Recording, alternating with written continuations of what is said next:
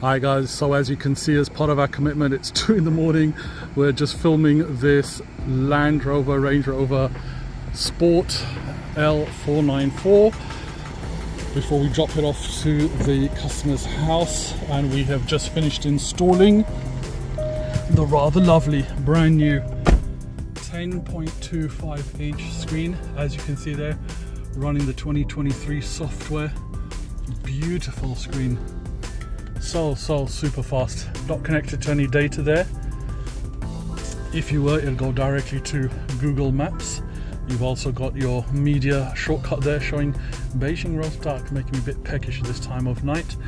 And if we go back as well, you have got a shortcut to Apple Carplay. Of course, we're not connected to any iPhone here at the moment, but this particular unit also has wireless Android Auto. Really nice feature, so super smooth. You've also got a host of applications, YouTube Music. Of course, you can download more from the Play Store. Waze, directly to Google Maps.